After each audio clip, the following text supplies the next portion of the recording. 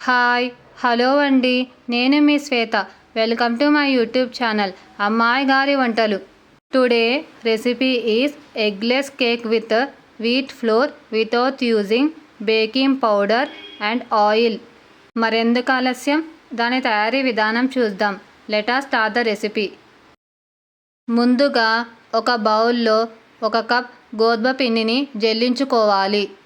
ఇప్పుడు మిక్సీ జార్లో 3/4 cup sugar, ఇలాచీ వేసి ఫైన్ పౌడర్లా గ్రైండ్ చేసుకోవాలి. బౌల్లో ఫైన్ పౌడర్గా గ్రైండ్ చేసుకున్న షుగర్ని వేయాలి. అదే మిక్సీ జార్లో 3/4 కప్ కట్ చేసుకున్న పచ్చి కొబ్బరిని వేసి బరకగా గ్రైండ్ చేసుకోవాలి. గ్రైండ్ చేసిన పచ్చి కొబ్బరిని బౌల్లోకి వేసి కాచి చల్లార్చిన పాలని కొద్దిగా వేసుకుంటూ గరిటెతో కలుపుకోవాలి.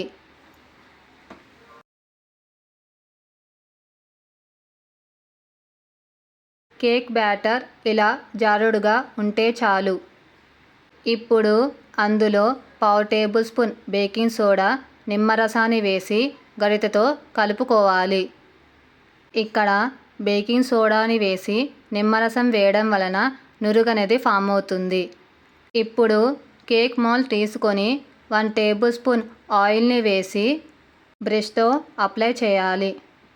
ఇప్పుడు అందులో పొడిపిండిని వేసి కేక్ మౌల్డ్ మొత్తానికి అప్లై చేయాలి. కేక్ మౌల్డ్లో బ్యాటర్ని వేసి ఒకసారి ట్యాప్ చేసుకొని పైన చిన్నగా చాప్ చేసుకున్న బాదం పలుకులను వేసుకోవాలి.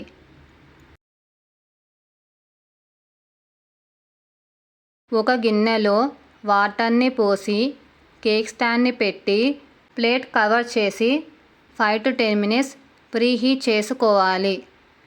10 minutes తర్వాత ప్లేట్ ఓపెన్ చేసి కేక్ మౌల్డ్ని అందులో పెట్టి ప్లేట్ క్లోజ్ చేసి 30 to 35 minutes మీడియం ఫ్లేమ్లో బేక్ చేసుకోవాలి.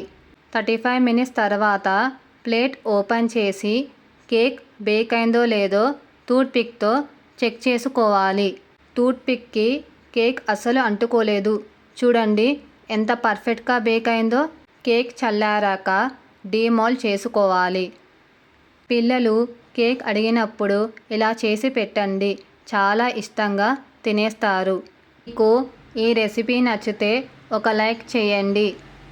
అలాగే మీ ఫ్రెండ్స్కి, రిలేటివ్స్కి షేర్ చేసి మరిన్ని వీడియోస్ కోసం ఛానల్ని సబ్స్క్రైబ్ చేసుకొని వీలైతే రెసిపీని ట్రై చేసి ఫీడ్బ్యాక్ రూపంలో నాకు కమెంట్ చేయండి.